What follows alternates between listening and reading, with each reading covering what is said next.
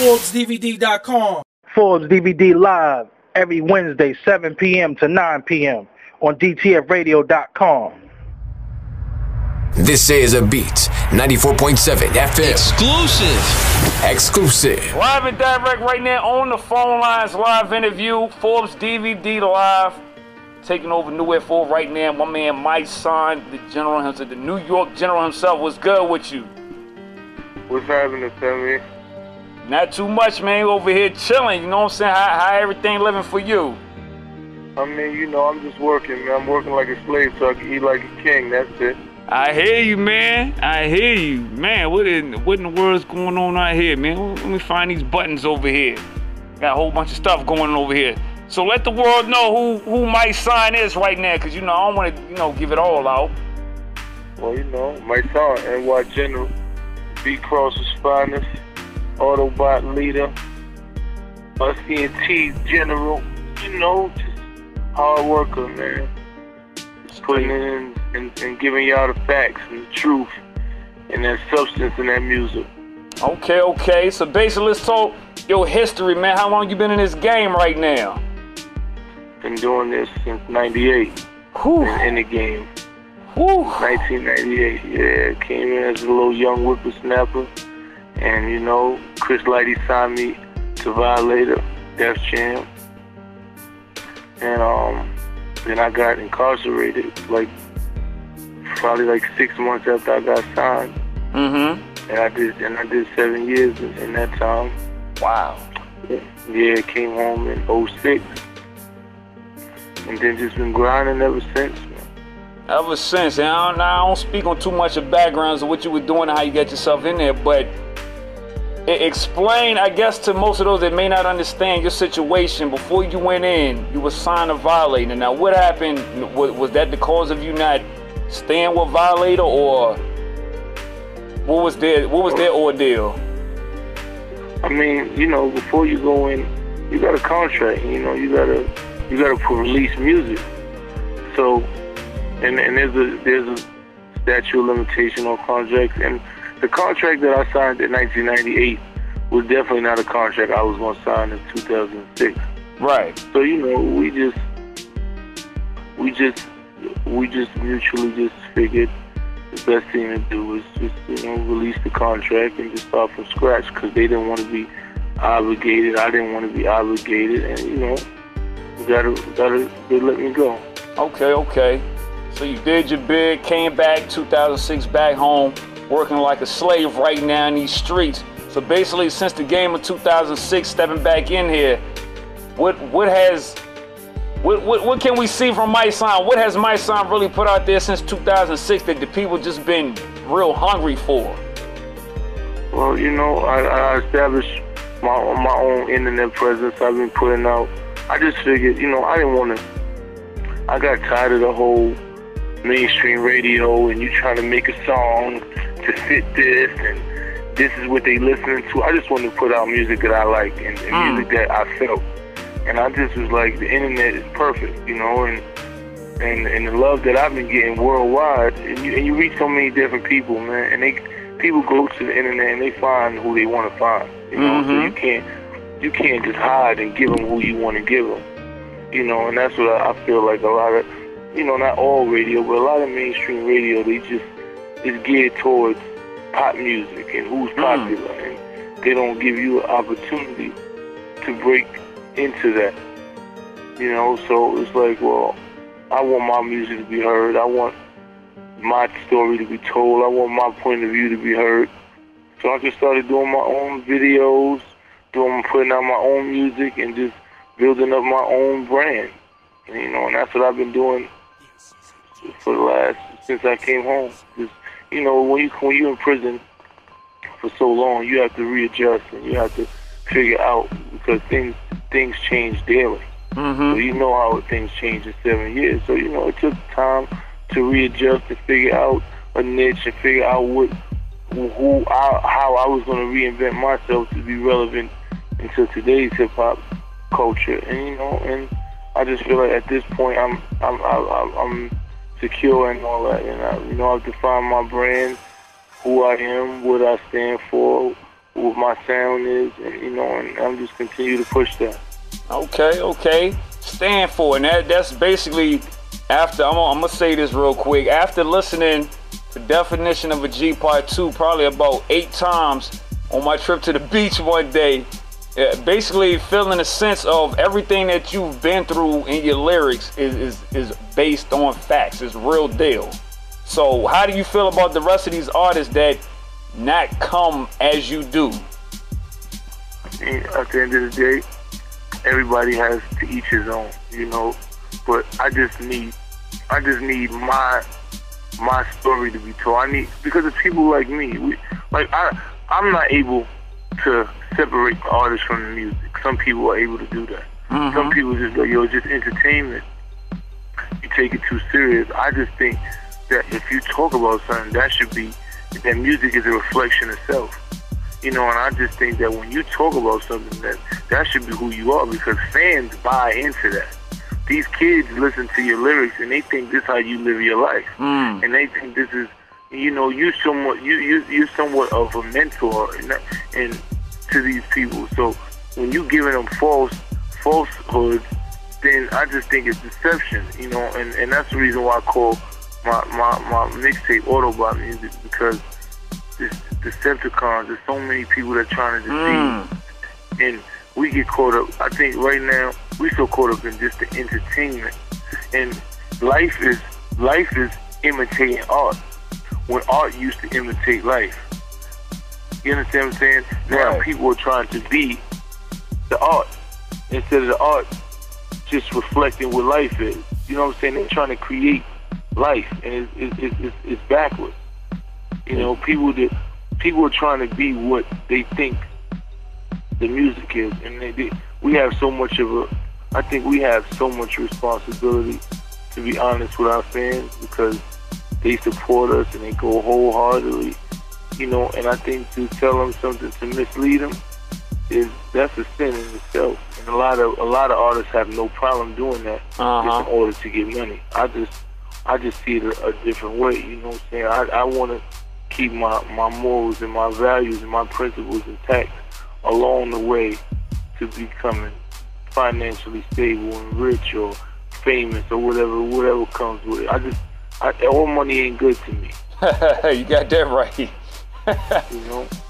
But I like how you just put that. You keeping your morals and values. Is that? I know you hone on that because you said that a lot in your lyrics. I did hear that.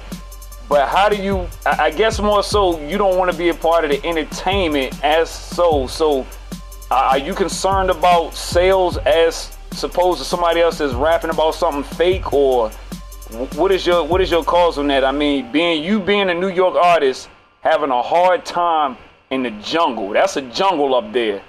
How do you correlate to that? How do you get around with all that? I mean, it's hard. It's what I learned in prison was patience, and learning that how to deal with different personalities, and learning that if you don't adjust and you don't make certain changes, then you're not gonna, like, I had to realize that everybody's not like me. Mm-hmm. I had to realize that my word is my bond, but that's not the code that a lot of people in this society live by.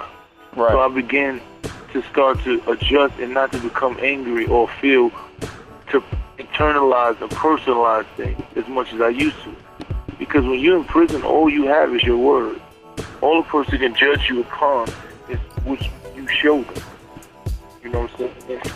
Unfortunately, in society, that's not how you judge. Mm-hmm. You judge upon what you possess, and the level of success that you reach. You know what I'm saying? For some reason, we forgot the core values of us. You know what I'm saying? We only see a person by what he has. You know what I'm saying? Because you feel like a person can't really know much if he don't have much. This is what people think. You know what I'm saying? He can't really be worth much. He ain't rich. He ain't got no money.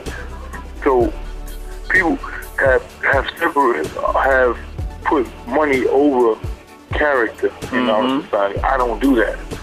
You know what I'm saying? I'm still the content in your character is still the most valuable thing to people.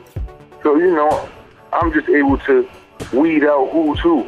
Right. I don't internalize things. I don't personalize stuff. You know in this industry, you'll meet somebody, artist or producer or whatever, and they sit there and give you the best conversation. Yo, I'm gonna call you. Yeah. All right. And then you call their phone, they never pick up. Mm-hmm. You know, and then every time you see them, it's the same conversation. Nah, just call me. My bad, I'm gonna hit you this time. And you do this for 3 and 4 years, and they just become comfortable in it because it's a norm to them. Mm-hmm. You know, it's an act. It's just a norm. It's not really. I still don't think it's correct, but I understand that there's some people who are victims of this mind state. You know, so I don't personalize it, and I just try to surround myself with like minds and keep myself away from them type of people. Okay, you have a very strong team though over there. I like that though. You know what I'm saying? You got a real strong team. I mean, how did that come together? How you put that loyalty and everything in there? What was I guess the entryway of getting in there, of being a part of your team? It's just I think the energy that you put out is what comes back. The universe, you attract the like minds, you attract the like energy that you put out, and I just try to be authentic all the time. And you know, first I met my producer Ralph Random, who just happened to be when my little cousin was. She sings, and she just happened to bring me to his house, and he happened to live right down the block from my mother, and we just happened to click. And next thing you know, we've been recording for the last 3 years together. And then, excuse me, then 2 years ago, I just happened to be in a cab with a guy, and he just happened to say, hey, I heard your voice sounds familiar. And it just was weird. We had a conversation, and he then contacted somebody who was managing him at that point, who was Jenny. And then she said, oh, you know, she heard about me from a couple of her friends that I happened to be incarcerated with, who were good guys. And we sat and had a meeting, and we ended up kicking it off. And then, you know, and we just been doing business ever since. She believes in what I'm doing. She believes in the message, the music, the brand, and you know, we just been moving ever since. You know, so I just been blessed enough to find people who believe in the dream. You know what I'm saying? My motto is teamwork make the dream work. And you know, and we just have a strong team. Then I put together the rest of my ENT through people that I just met who are musically respected as well as morally respected. You know, everybody around me that's within my team are people that I respect, I have real respect for. And so it's beyond music. Like, a lot of people can make music, but I just don't want to be around somebody that I don't respect. True. My man Mysonne giving it to you. Damn, for sure. 101 up in this thing right now. That's what I'm talking about. Real is real right now. So let's see what this music scene know. The definition. Well, you talked about the new mixtape. Let's talk about the new mixtape right now. What are we expecting to look forward to with all the hard work you've been putting in? The new mixtape is, I took it like Autobahn Music. If you ever listen to Autobahn Music Volume 1, it's more introspective. You know what I'm saying? It's more kind of like backpackish a little bit, kind of like, you know, it's more lyrical, and it's a lot less conceptual. It's a lot less. It's original music, but it's a lot of beats that I love, that I just poured out thoughts and pain and you know, concepts and just point of views to make somebody open their mind to. You know, so it's a lot more remixes on this than if you listen to it. And then the whole theme of the Transformers, it's like a movie. You know, it's like a movie. It's like you sitting there, you just in a movie. You know, it's one I like, because I just like writing. I just like creating lyrical content, and it's not a lot of choruses. It's a couple of songs on there, probably like 2 or 3, the most 4 songs, but it's mostly just spitting and just over beats that intrigue you, that make you feel some type of emotion. Okay. You know, so it's gonna be for it's more hip hop fans. I mean, if you into lyrics and you into somebody spitting and taking a beat and pouring into it. You know, that's what all about music. So how you feel about the game so far? Since you talking lyrics, how do you feel about the game right now at its state? I mean, I would point fingers to the New York area, because it seems to be so many artists as yourself and many others that I know of all have the lyrics, but why isn't that people aren't accepting the lyrics as opposed to somebody in the South? I don't think it's that they're not accepting lyrics. I just think they're not getting it. I think when you look at Kendrick Lamar, when you look at J. Cole, when you look at certain people, it's just they want to hear lyrics. You know, these are two artists that literally outsold the top promoted artists. They wasn't promoted nowhere near as half of these guys in the South that you hear all day on the radio, and outsold all of them, because people want to hear substance. It's just that that's not what we think they want. That's not what we're giving them. We're trying to gear it towards something else. This is what we're trying to gear music towards, but the people want to hear about something. They want to hear good music. They want the music to make sense. They want the words to make sense. Like, hip-hop is a culture, and no matter how hard you try to ignore it, if you give the people, then you don't even have to give them half the exposure. You know, J. Cole album wasn't promoted nowhere near as half these guys' albums, and he's still outselling them. Kendrick Lamar's album wasn't, but it's just when you get the music and you hear it, and you hear the lyrical content, you have no choice but to just say, yo, this is dope. Right. You know, a lot of these guys that they promoting, nobody's going to buy them albums. Niggas don't care about that. I mean, excuse me. People don't want to hear it. You know, and at the end of the day, you can't hide it. They built their own brand. Right. And that's what and that's what I'm doing. It's like, my fan base grows every day. Like, every day somebody tells me how, not just, oh, that's a good song, it's just how my music is inspirational. How I just became one of the top 5 greatest rappers of all time, like lyrics and just the feeling of the music. And that's what I want you to get when you hear my music. So I'm not worried about people say, oh, it's not, people don't want to hear it. They do want to hear it. You might not want to hear it, or you might know somebody that won't, but it's a lot of people that want to hear something. And if we give them that, that's what they're going to take. We just got so caught up in giving them nursery rhymes with beats, with nursery hooks, that we think that's all they want, but that's not true. Everything goes in a 360.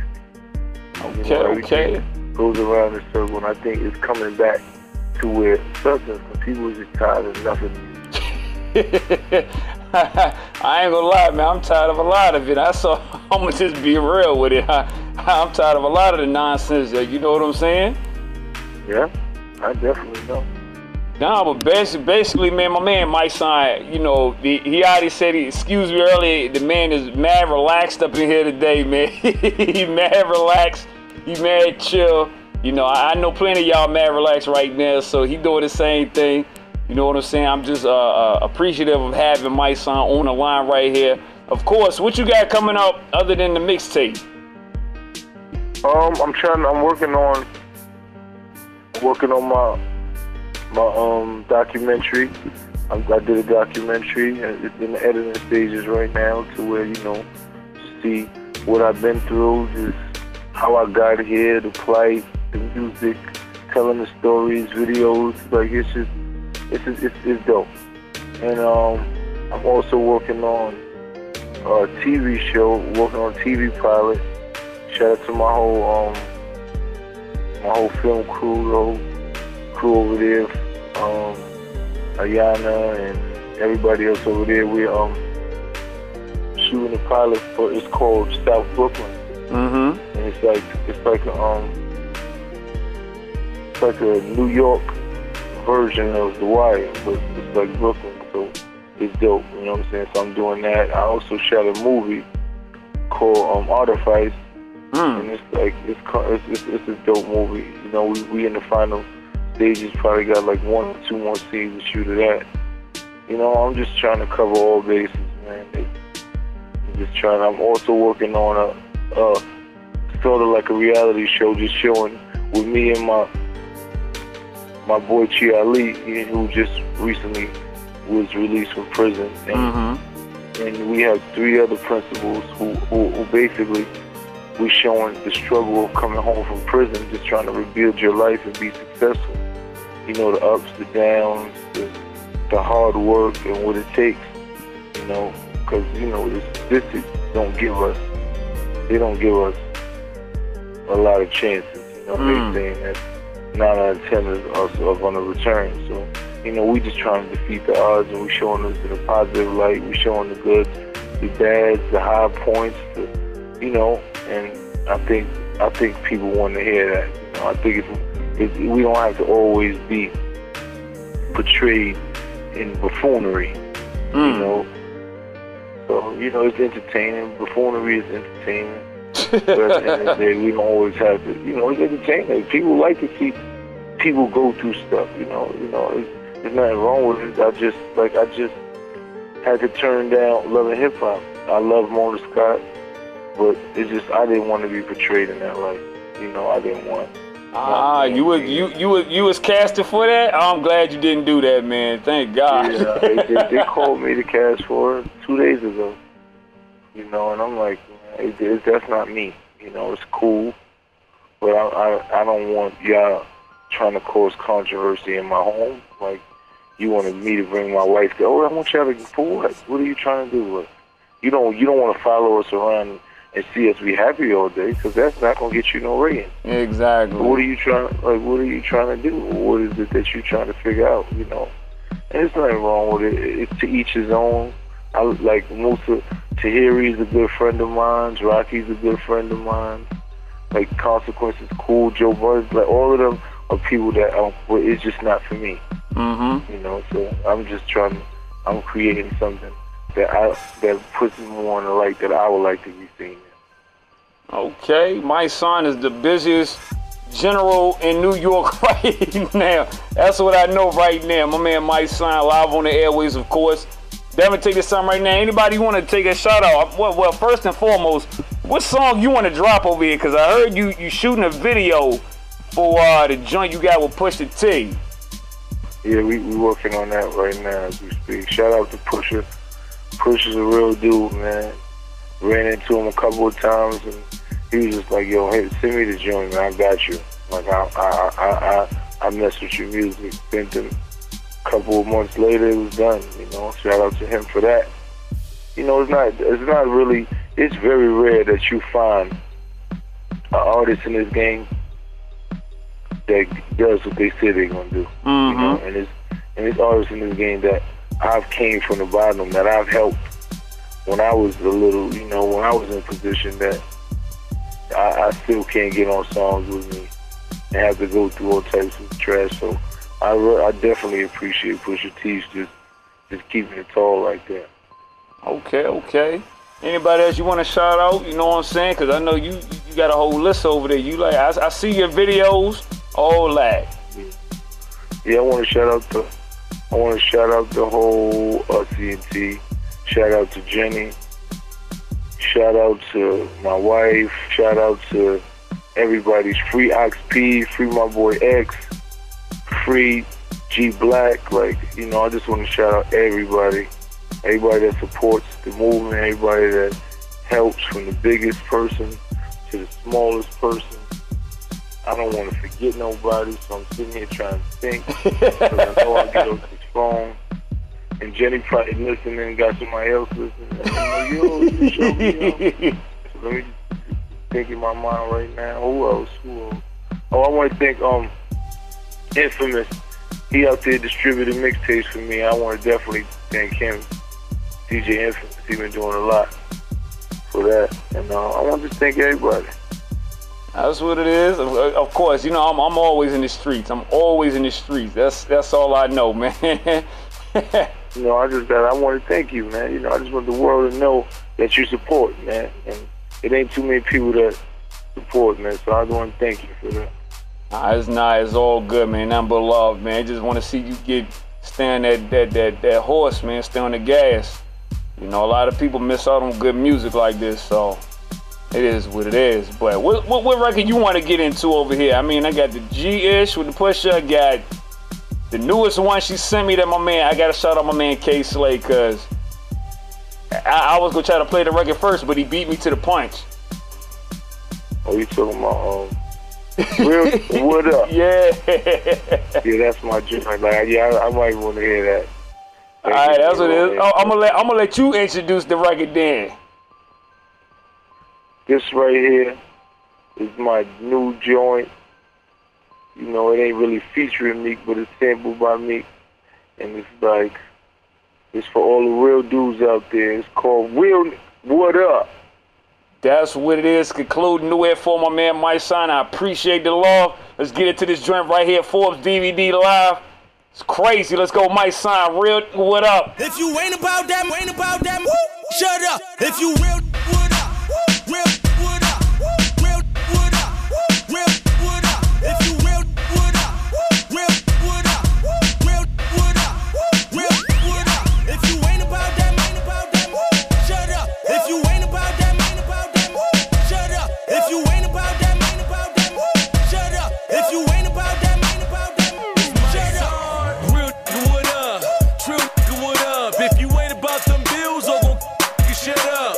So just keep frontin'. My real niggas fed up, and we all day for that foreplay. So get wet up. I'm certified, I'm qualified. I spit facts, don't swallow pride. Trust me, respect me. I some more, I'ma die. Us niggas, we the army. They call me, I'ma ride. 9/11, 187, man down, homicide. We out here trapping, they just rapping. You waiting on your moment, I make it happen. I'm a 5-star general, you ain't a captain. I say your name to them criminals and they be laughing. You a joke and they know better. Fake rich, broke. Sad to see he mad at me cause I f*** the bitch and he go with her. Flying the bitch all around the world, I wouldn't go to the store with her. Tell the truth, you hate me cause I'm the realest, you know, nigga. If you real what up, real what up, real what up, real what up. If you real what up, real what up, real what up, real what up. If you ain't about that, woo, shut up. If you ain't about that, woo, shut up. If you ain't about that, woo, shut up. If you ain't about that, woo, shut up. For all y'all boys, it's quiet. That tough talk, I'm buying. Y'all sucker can't eat no more. Y'all about to go on this diet. You think something is sweet? Go right on and you try it. If you make it out, you better run it high cause your hood pass expired. My name ring cause I bang bang. G'd up, but I don't gang bang. I put in work and any cat with me do the same thing. I just doing 2 for that thing. L doing 3 for that thing. But I'ma hold it down for my us boys. Free all niggas that sing. I'm about that. You about that. Real nigga, I doubt that. I'm out here getting cake, but I'm certified without that. If you real and you know it, raise your hand and you shout that. Some niggas can't rock jewels in my hood. They come about that, and that's facts. And why niggas we grind hard for them racks. We turn up, we don't calm down and relax. All my real niggas, what up? If you ain't about that, woo, shut up. If you real what up, real what up, real what up, real what up. If you real what up, real what up, real what up, real what up. If you ain't about that, woo, shut up. If you ain't about that, woo, shut up. If you ain't about that, woo, shut up. If you ain't about that, woo. This is a beat. 94.7 FM. Exclusive. Forbes DVD Live every Wednesday, 7 p.m. to 9 p.m. on DTFradio.com.